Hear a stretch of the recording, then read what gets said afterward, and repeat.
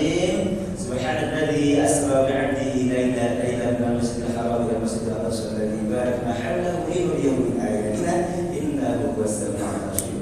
وقال أيضا لقد رآه نزلة أخرى عند سدرة المنتهى عندها جنة المأوى. وقال صلى الله عليه وسلم صلوا كما رأيتموني أصلي. وقال أيضا خير الناس أنفعهم للناس. manusia yang paling baik adalah manusia yang paling bermanfaat bagi semua manusia. Wakhiyar mulyati, orang pilihan di antara kalian adalah orang pilihan di antara keluarganya sendiri. Kama sallallahu alaihi wasallam Rasulullah bin Karim Alhamdulillah, alhamdulillah, siang hari ini kita bisa ketemu lagi wajah silaturahim dengan kajian tema kuliah zuhud, dan insyaallah temanya hari ini Bapak masih berbicara tentang hikmah Isra Mi'raj yang Nabi Muhammad SAW. Hari ini kita berada di 10 hari pertama bulan Sya'ban, tentu masih ada waktu untuk mengupas bulan Sya'ban. Saya ingin masih mengajak Bapak untuk berpikir tentang hikmah Isra Mi'raj Nabi SAW. Sangat penting karena kalau kita lihat dari perspektif sains, ilmu pengetahuan dan teknologi, ternyata Isra Mi'raj itu sangat inspiratif. Karena judulnya adalah Isra Mi'raj dalam perspektif sains, ilmu pengetahuan dan teknologi. Bapak dan Rahmatullah, materi ini kita akan membagi menjadi 3 bagian. Yang pertama adalah perhatian Al-Quran terhadap fenomena alam semesta. Yang kedua, bagaimana memahami Isra Mi'raj itu dengan ilmu pengetahuan dan teknologi yang kita gunakan. Dan yang ketiga, apa hikmah? Kita masuk bagian yang pertama, Pak. Waktu ini sangat sempit. Pertama, kalau kita perhatikan Al-Quran, ternyata Al-Quran itu sangat perhatian terhadap alam semesta. Fenomena alam semesta dibuka begitu, Pak. Waktu misalnya, kalau mulai dengan waktu awal wal fajr wal layalin 'ashr wal syaf'i wal watr. Naik sepenggalan wadduha wal laili idza saja ma qata'a rabbuka ma qala. Sampai ke belakang wal 'ashr innal insana lafi khusr. Malam wal laili idza yaghsha. Siang wal nahari idza tajalla. Allah bersumpah dengan matahari ketika waktu di bumi. Wasyamsi wa duhaha. Allah bersumpah dengan bulan wal qamari idza talaha. Allah bersumpah dengan bintang-bintang, wan najmi idza hawa. Ma dhalla sahibukum wa ma huwa. Allah bahkan bersumpah juga dengan gugusan bintang alias galaksi. Wassama idzatil buruj wal yawmil maw'ud. Dengan hanya menyebut kata-katanya saja itu menunjukkan bahwa Al-Quran begitu perhatian terhadap semesta, fenomena alam semesta ini. Karena dahsyatnya sebagian katanya tadi diambil menjadi sumpah-sumpah. Sumpah kata yang diajarkan sebagai sumpah dalam Al-Quran pasti istimewa. Mufassir menjelaskan. Dan dahsyatnya sebagian menjadi nama-nama surat. Ada nama surat Al-Fajr, Al-Duha, Al-Asr, ada Asy-Syams, ada Al-Qamar, An-Najm, Al-Buruj, Masya Allah. Ini pertama, Al-Quran begitu perhatian terhadap fenomena alam semesta, maka ada pesan tersembunyi di situ pasti. Umat Islam yang punya Al-Quran harus benar-benar memperhatikan fenomena alam semesta ini, agar kita bisa memahaminya lalu kemudian mengambil manfaatnya. Bapak dan Ibu, bagian pertama ini kita coba perhatikan lagi lebih dalam. 3 poin saja. Yang pertama adalah, Bapak, dulu di masa primitif manusia beranggapan bahwa bumi ini pusat atas surya. Teorinya geosentris di masa lalu ya, bumi tak pusat atas surya. Ternyata salah. Sebab ternyata yang menjadi pusat atas surya adalah matahari. Maka berubah teorinya menjadi heliosentris, matahari sebagai pusat. Kita dulu beranggapan matahari diam, planet yang lain mengitari matahari. Ternyata belakangan diketahui lagi di zaman modern, ternyata matahari pun bergerak, tidak diam. Bapak tahu, ternyata Al-Quran sudah menyebutkan itu 15 abad yang lalu. Wasyamsu tajri li mustaqarrin laha dzalika taqdirul azizil alim. Surah yang sering kita baca, surah Yasin ayat 40. Matahari itu bergerak sesuai dengan garis edarnya. Itu ketetapan dari Allah yang Maha Perkasa lagi Maha Mengetahui.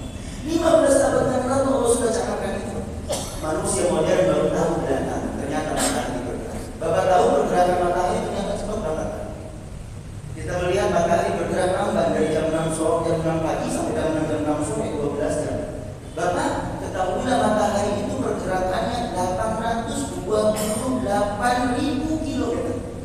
Jadi ada lebih konsentrasinya full nih Pak, karena kita akan bicara angka 828.000 kilo per jam. Bapak mengendarai kendaraan Bapak di jalan tol Bapak Sambatan, naik 100 lebih bertetangga. Nah, kalau langgar-langgar 110, 120 barangkali. Ini matahari pergerakannya 8.000 kali lebih cepat dari mobil yang kita pacu jalan tol. Nah, jangankan matahari, bumi yang Bapak ada di atasnya, duduk di atasnya tanpa oleh ini, ternyata kecepatannya 1000 kali kecepatan mobil kita loh. Karena bumi kita 107.000 kilo per jam kecepatan. Ini satu. Itu Al-Quran sudah sebutkan bahwa sudah jadi mustaqbillah. Manusia modern baru tahu belakangan. Satu. Ternyata Bapak yang bergerak bukan hanya bumi, bukan hanya matahari, tapi juga seluruh alam semesta. Ketahuilah Bapak, semesta ini bergerak dan kecepatannya luar biasa. Katanya pengetahuan 68,9 kilometer per detik, bukan ya? Jadi kalau dari sini Cikampek 70 kilo, itu 1 detiknya alam mengembang. Ustaz, kok bisa alam mengembang? Iya, Al-Quran sudah menyebutkan itu kan. Ayat berikutnya, ayat yang baru saja di surah Yasin itu, wa kullu fi falaki yasbah. Semua yang ada di alam semesta ini mengembang, bergerak mengembang. Ustaz, di situ kan bunyinya yasbah bertasbih. Betul. Makna awalnya bertasbih. Kata sabbaha dulu difahami bertasbih. Bagaimana tasbihnya kita tidak tahu. Sebenarnya kalau kita mengambil makna redaksionalnya, tasbih itu artinya adalah bergerak. Awalnya berenang. Kata sabbaha itu berenang. Orang berenang itu yang belum di sini, keluar di sana. Berarti bergerak menjauh.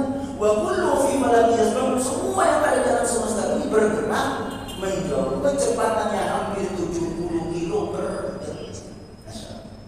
Kok bisa Ustaz? Yang ketiga, kenapa bisa mengembang begitu? Sebab memang alam semesta ini tercipta dari sebuah ledakan besar namanya Big Bang. Teorinya hari ini manusia modern tahu. Bapak tahu kan bahwa itu sudah ada surah Al-Mu'minun ayat 30. Allah nyatakan, awalam yaral ladzina kafaru anna samawati wal arda kanata rasman fafataqnahuma. Tidakkah orang yang ingkar kepada kebenaran agama itu tahu hari ini Pak, bisa modern, bahwa dulu alam semesta ini satu Pak. Fafataqnahuma, kami ledakkan di antara keduanya, kami pisahkan di antara keduanya. Itulah Big Bang. 15 abad kemudian setelah Al-Qur'annya turun, manusia modern baru tahu. Ini fenomena alam semesta dalam Al-Quran. Sebagian kecil saja sekitar. Yang kedua, sekarang bagaimana kalau begitu memahami Islamic dalam perspektif pengetahuan? Bapak ada tidak kata kunci. Yang pertama, Nabi tidak jalan sendiri, tapi mengendarai kendaraan. Namanya apa? Buruk. Buruk itu apa? Gila. Ya kan? Kalau beliau waktu Abu Sa'ud buruk itu gila. Gila berarti cahaya. Satu. Nabi didampingi oleh malaikat Jibril alaihi salam, sayyidul malaikat. Beliau tercipta dari cahaya. Nabinya bagaimana? Nabinya anta nurun fawqa nur. Engkau adalah cahaya di atas cahaya. 3 cahaya bergerak. Berarti kecepatan Nabi kecepatan cahaya, bukan kecepatan manusia biasa. 1. Tapi Bapak ketahuilah kecepatan cahaya sekarang terukur. Kecepatan cahaya itu 300.000 kilometer per detik. 300.000 kilometer per detik. Jarak bumi bulan 384.000 kilo per, berarti 1 detik Pak. Dari sini bumi ke bulan bisa 1 detik. Kalau kecepatannya cahaya. Tapi Pak, meskipun kecepatannya cahaya, ternyata kalau kita ukur 300.000 kilo per detik kali 60 detik kali 60 menit kali 24 jam, Nabi belum kemana-mana. Kalau dihitung sampai Mars. Hai, Bapak, karena alam semesta ini luas yang ternyata luar biasa.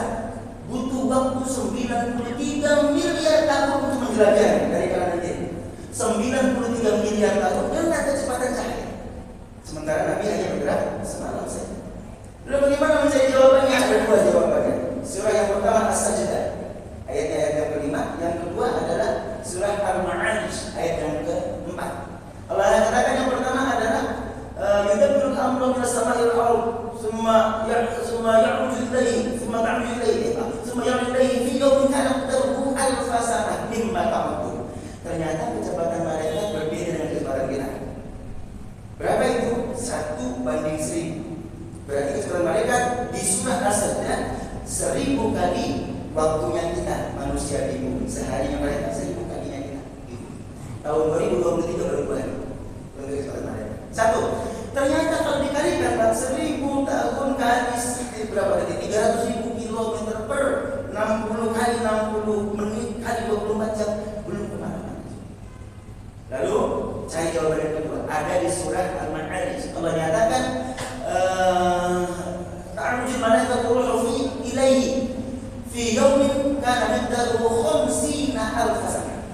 Ukuran kecepatan malaikat Jibril itu ternyata 50.000 tahun yang kita manusia.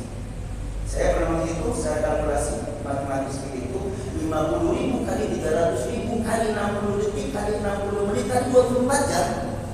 Baru 1/6 jarak antara galaksi Bima Sakti kepada galaksi Andromeda tertanda terdekat.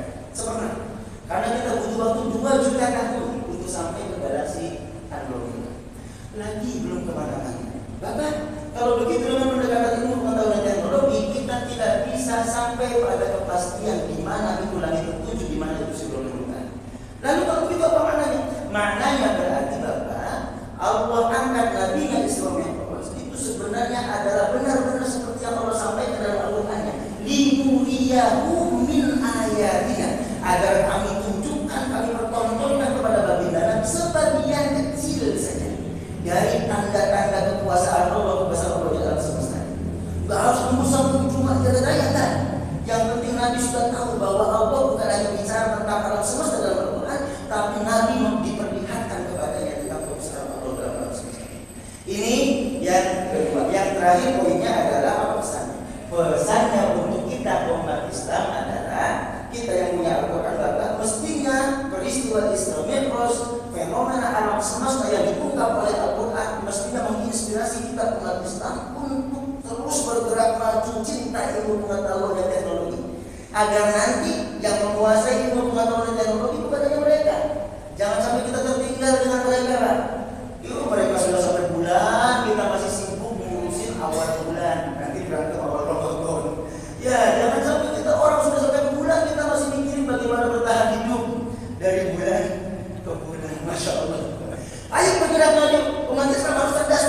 Ya, karena ilmu pengetahuan dan teknologi itu adalah pesan Al-Quran untuk menguasainya. Surahnya Ar-Rahman ayat yang ke-33, Allah menantang kita.